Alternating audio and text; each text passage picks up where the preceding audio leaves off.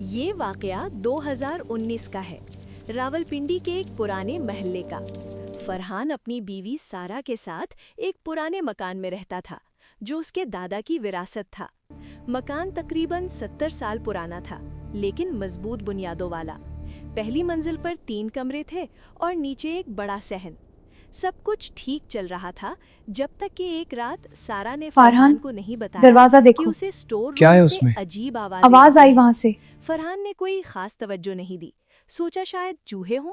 लेकिन फिर आवाजें बाकायदगी से आने लगीं। हर रात बिल्कुल 3:15 पर खड़खड़ाहट की आवाज, जैसे कोई पुराना दरवाजा खोल रहा हो।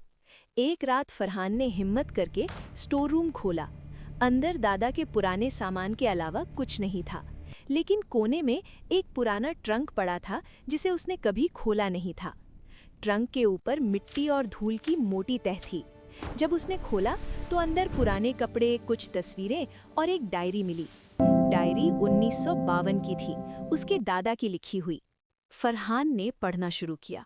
आखिरी इंदराज 15 मार्च 1952 का था।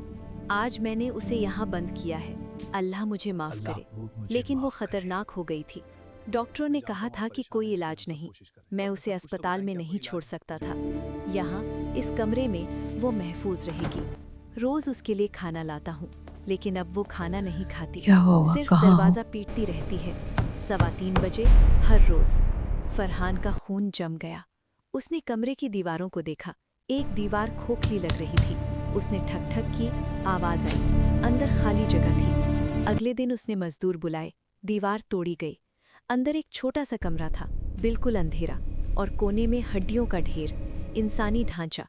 हाथ की हड्डियां दरवाजे की तरफ बढ़ी हुई थीं, जैसे कोई आखिरी सांस तक निकलने की कोशिश कर रहा हो। पुलिस ने तफ्तीश की। डीएनए टेस्ट से पता चला ये फरहान की दादी थीं, जिन्हें गांव वालों को बताया गया था कि वो बीमारी से फौत हो गई थीं। हकीकत में दादा ने उन्हें जिंदा बंद कर दिया था, दीवानगी के आलम में। और वो आवाज़ जो हर रात 3:15 बजे आती थी, वो उसकी आखिरी कोशिश थी, निकलने की, आज़ादी की। फरहान ने वो मकान छोड़ दिया, लेकिन कहते हैं आज भी कभी कभार वहाँ से आवाज़ आती है। 3:15 बजे। कुछ इंतज़ार कभी ख़त्म नहीं होते।